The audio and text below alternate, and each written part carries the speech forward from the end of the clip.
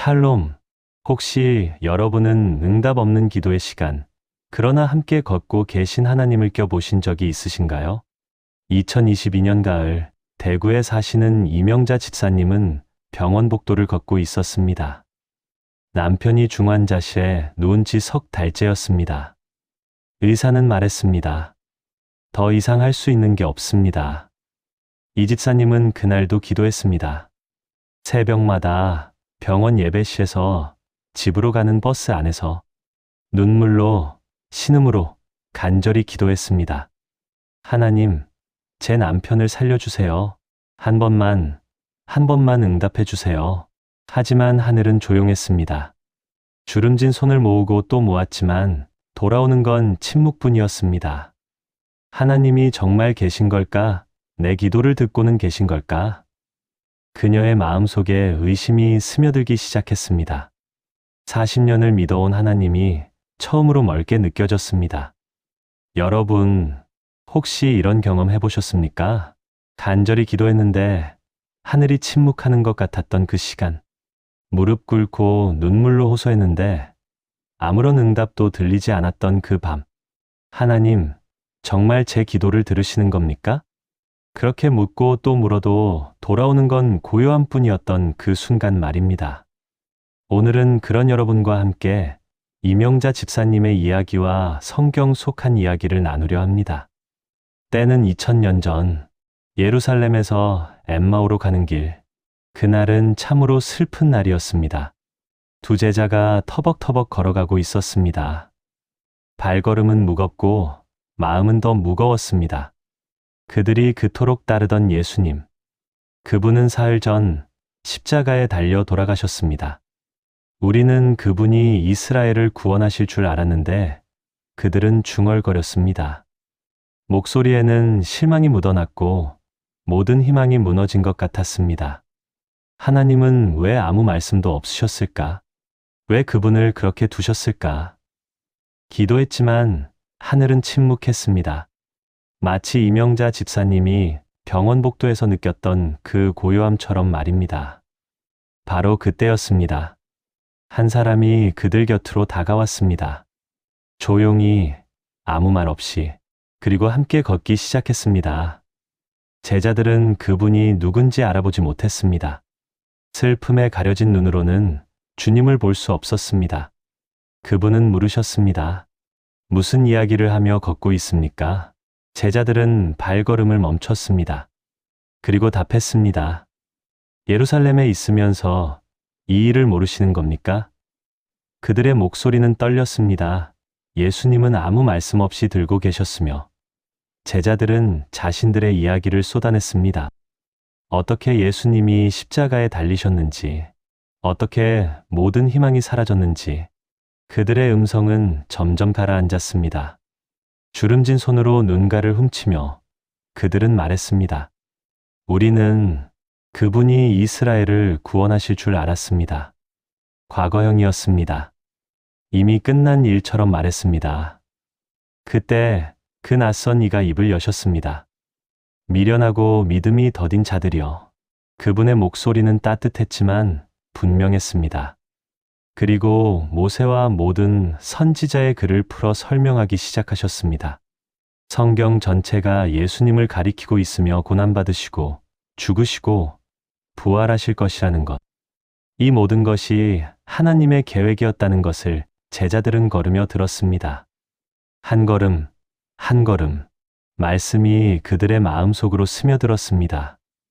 무너졌던 희망이 조금씩 일어나기 시작했습니다. 가슴 한구석이 뜨거워졌습니다. 그들은 느꼈습니다. 이상하다. 이 사람의 말을 들으니 마음이 다르다. 하지만 여전히 그분이 누군지는 알지 못했습니다. 해가 기울었습니다. 엠마오 마을에 거의 다 왔습니다. 그 낯선 이는 더 가려는 듯 보였습니다. 제자들은 말했습니다. 우리와 함께 유하소서. 때가 저물어 갑니다. 그분은 함께 들어가셨습니다. 저녁 식사 자리, 떡을 드시고 축사하시고 떼어주셨습니다. 바로 그 순간이었습니다. 제자들의 눈이 열렸습니다. 예수님, 그들은 깨달았습니다. 함께 걸으셨던 그분이 바로 예수님이셨다는 것을.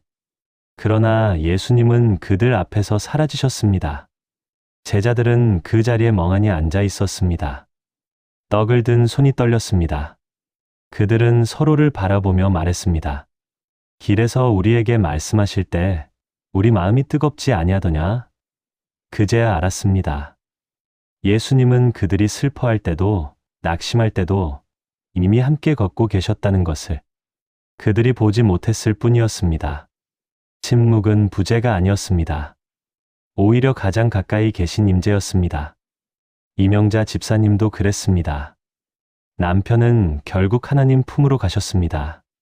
기도에 대한 응답은 집사님이 원했던 방식으로 오지 않았습니다. 장례를 치르고 집으로 돌아왔습니다. 빈 방, 빈 식탁, 빈 마음, 모든 것이 텅 빈 것 같았습니다. 그날 밤, 이 집사님은 성경을 펼쳤습니다. 손이 떨려서 페이지가 잘 넘어가지 않았습니다. 눈물에 글자가 번졌습니다. 그런데 한 구절이 눈에 들어왔습니다.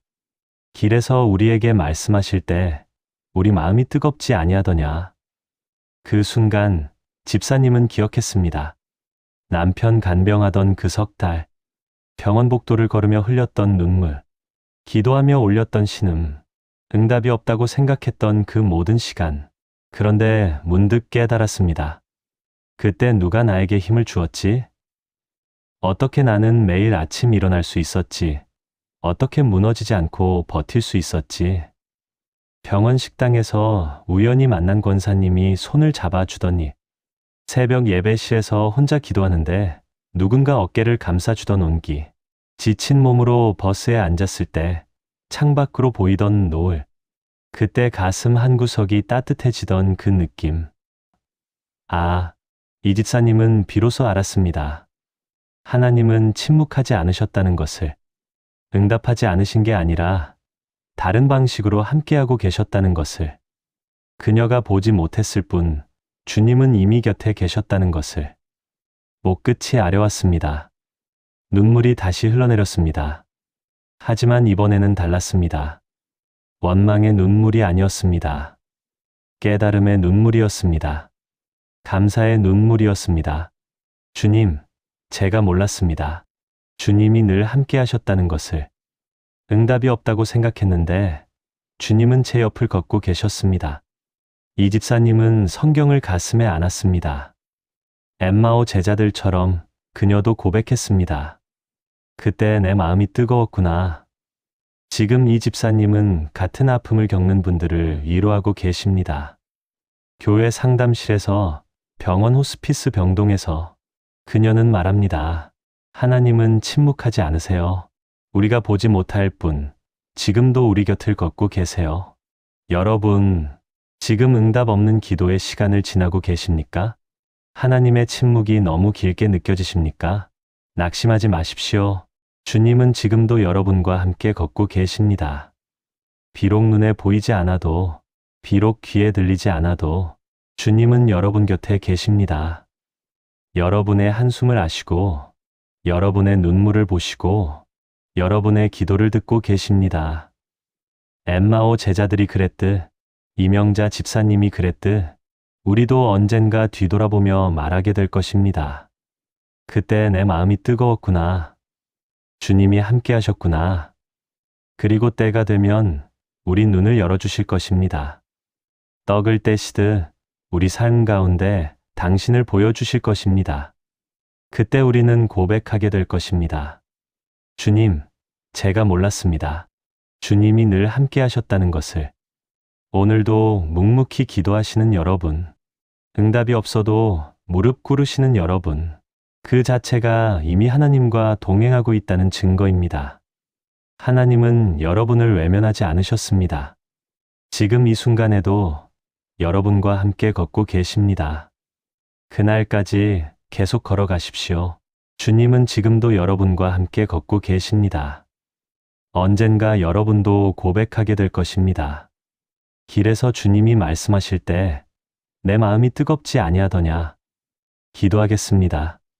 하나님 아버지, 응답 없는 기도의 시간 가운데 있는 우리를 불쌍히 여겨주소서. 우리가 보지 못해도 주님이 함께 하심을 믿게 하소서. 우리가 느끼지 못해도 주님의 임재를 신뢰하게 하소서. 엠마오 제자들처럼, 이명자 집사님처럼 언젠가 우리도 고백하게 하소서. 주님이 함께 하셨구나 하고 주 예수 그리스도의 이름으로 기도드립니다. 아멘.